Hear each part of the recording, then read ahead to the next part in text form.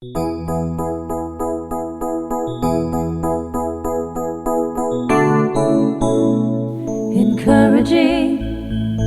empowering, inspiring each other on this journey of faith.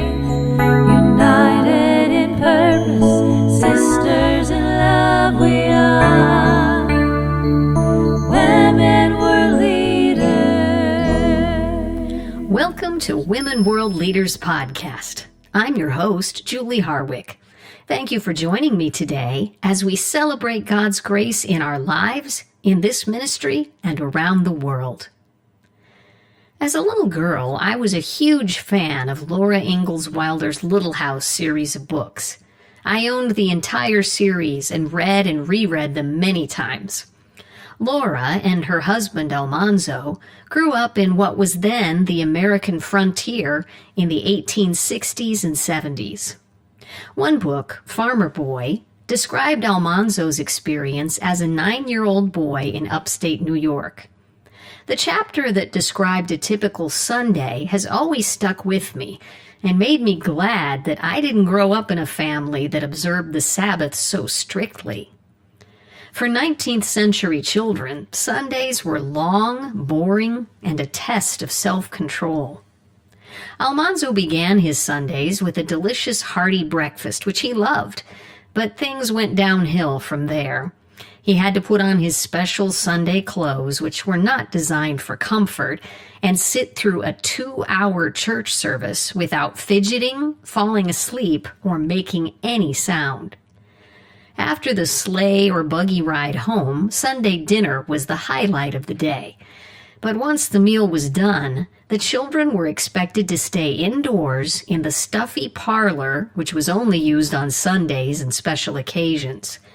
They could listen to adult conversation or read approved books, but there were no games, roughhousing, or even laughter permitted.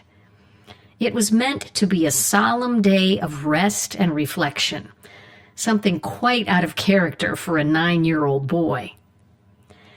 When Jesus walked the earth, rules about keeping the Sabbath were even stricter. There's no mention of laughter being restricted, but a newly healed paralytic carrying his mat, or the disciples taking the chaff off a grain of wheat to eat, were both considered major violations. The Pharisees made it their first priority to ensure that no one even came close to violating God's instruction to honor the Sabbath. Jesus boldly rejected that kind of thinking and insisted that the Sabbath was made for man and not man for the Sabbath. I've recently discovered the truth of that statement in an entirely new way. Sundays, the day I have always celebrated as the Sabbath, have always held a special place in my life. Growing up, it meant church, for much of my life, both morning and evening. I had all the freedom with the rest of the day that Almanzo never enjoyed. I could play outside, sometimes play with friends, do homework, read, or watch TV. My parents often used the opportunity to take naps, which I thought was incredibly boring. Overall, as a child, that's how I'd describe Sundays: boring. As an adult involved in ministry, they were often more like a work day. When we were involved in church planting, it meant getting up much earlier than on a regular work day. We loaded all the sound equipment in our truck, drove to our meeting place to unload it and set up. We rehearsed for 60 to 90 minutes, had a service, and then did the entire process in reverse. We were happy to do it, but it was exhausting just the same. Having children also brought a new dynamic to our Sabbath. Depending on what sports they might be playing, Sunday could mean practices or games to attend. The rest of our time was divided between doing family activities and preparing for the week to come. Recently, I was challenged to consider why God instituted a Sabbath for the children of Israel and what truly observing it could mean for me. The concept of a Sabbath has actually been around since the very beginning. God himself set the example by resting on the seventh day after 6 days of creating. What he accomplished in those 6 days is mind-blowing, to say the least, and any of us, were it even possible, would be completely used up by such an activity. But did God really need to rest? His energy and abilities are without limits. He didn't set the seventh day aside for rest because he needed it, but because he knew we would. Nothing specific was said about keeping the Sabbath until much later, when God gave Moses the 10 Commandments. In Exodus 20, God lays out the basic rules that will allow society to function well. Most commands are just a simple sentence like, "You shall not murder," or "You shall have no other gods before me."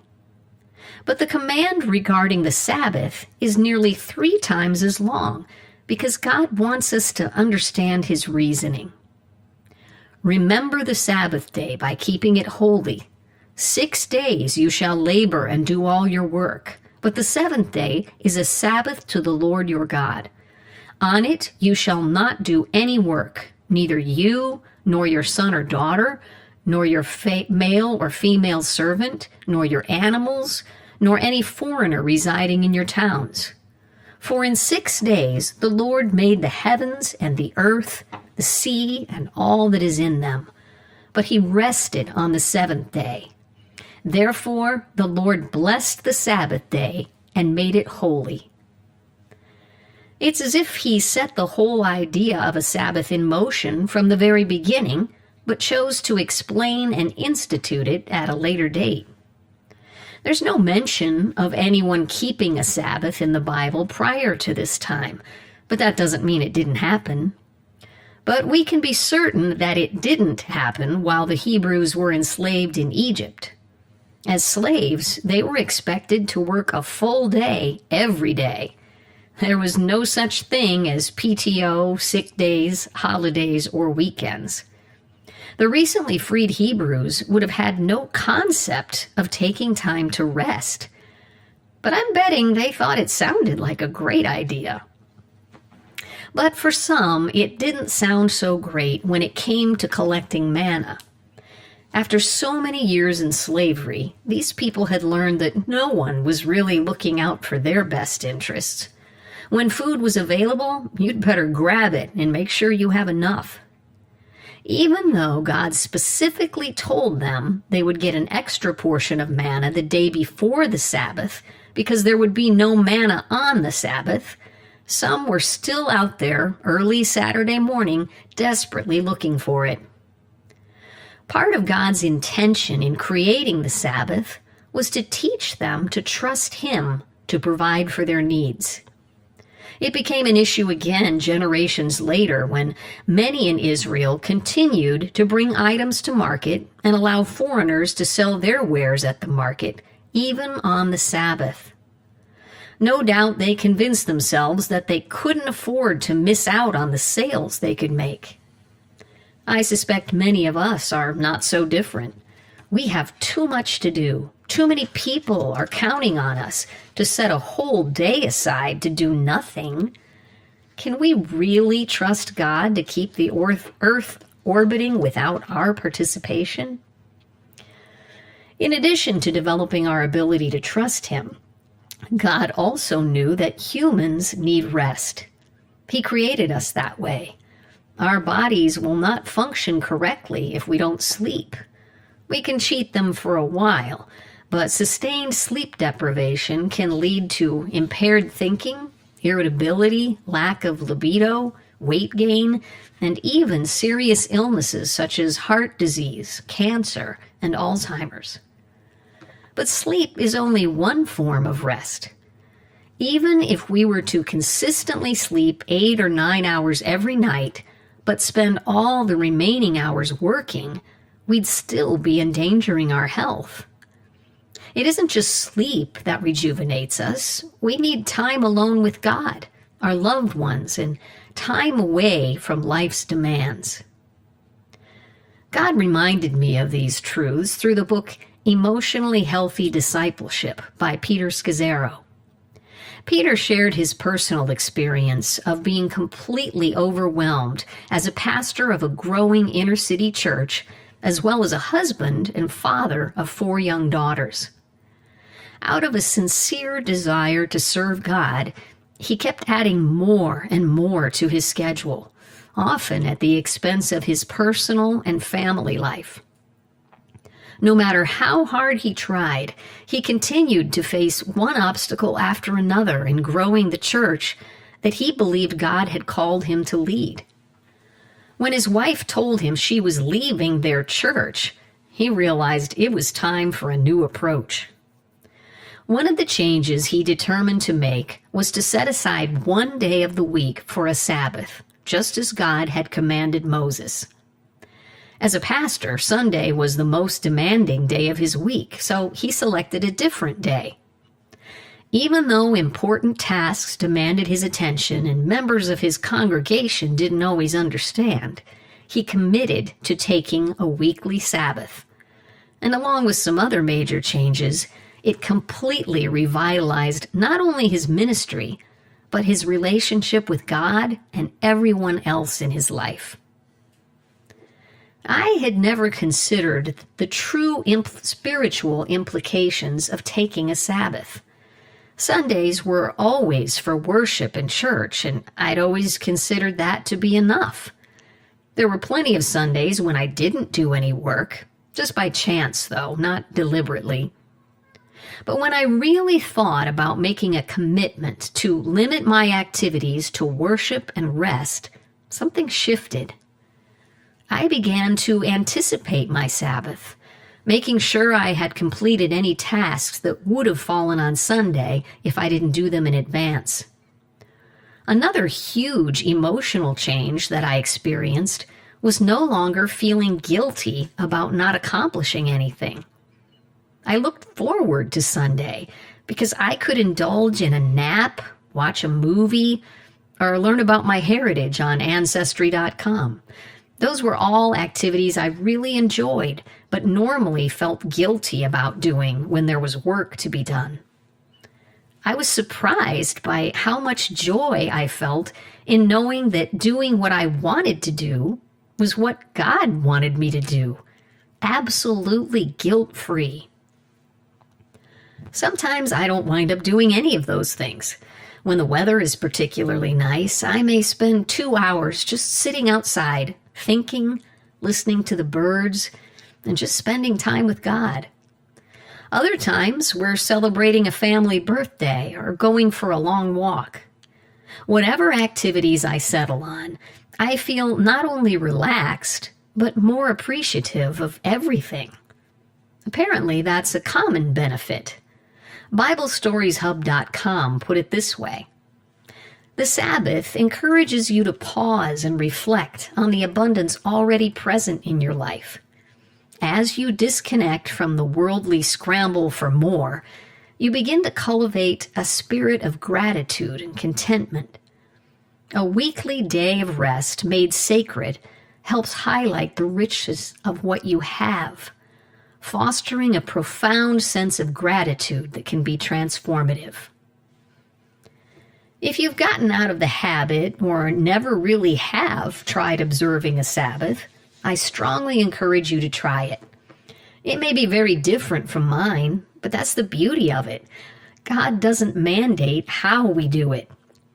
He prefers that we tailor it to our specific needs and desires. Hopefully, it will include corporate worship, but if you're involved in full-time ministry, Sunday may be a work day for you by necessity. The New Testament makes it clear that the day, time, and method of celebrating the Sabbath is up to the individual under the guidance of the Holy Spirit. In Romans 14, the Apostle Paul said, "Each one should be fully convinced in his own mind. The one who observes the day observes it in honor of the Lord." If you have a job that requires you to work on Sundays, find a church that holds services at a time you can attend and consider making that day your Sabbath. If you have small children, you may have a harder time finding the rest you're looking for. But you can begin instilling the ideals of the Sabbath in your children by insisting on nap time or at least a period of rest. Even children can begin to appreciate the value of slowing down for a bit, whether it's to read a book, color or draw, or watch a movie. Some people find it very helpful to take a break from their phones and social media as part of their Sabbath. If you find those things dominating your life, that could be a very helpful practice. If, on the other hand, you rarely have time to connect with distant friends, a phone call or social media communication could be a perfect Sabbath activity. If it's been so long since you've taken time for yourself that you can't even think of anything to do, here are some options. Read a book for pleasure. Take a bubble bath. Teach your kids an outdoor game you used to play. Go for a long walk in a scenic place. Begin to plan your next vacation. Meet friends for lunch or dinner. Indulge in a hobby you haven't had time for. Take the kids to a park or museum. Get a resort for a day pass for a nearby hotel and pretend you're on vacation. Draw, paint, or play a musical instrument you haven't touched for a long time. Play a sport you used to enjoy. Play a new board game with friends or family. If spending the entire day doing Sabbath activities seems like too much for you, begin with just the morning or afternoon and gradually extend it. Part of your reluctance may be due to worry about what you're not getting done. But God has promised to provide for all your needs. So test Him, and as you experience His provision, you'll find it easier to go all in on celebrating the Sabbath. So many of the things that are good for us, like exercise, healthy eating, and organization, often seem like hard work or a great sacrifice. But this God-ordained practice is one of the easiest, most rewarding things you can do to honor God and improve your life.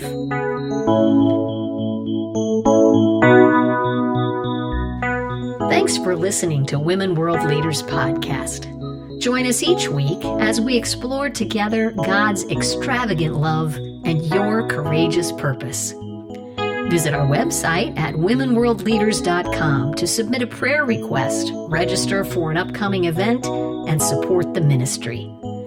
From His heart to yours, we are Women World Leaders. All content is copyrighted by Women World Leaders and cannot be used without written consent.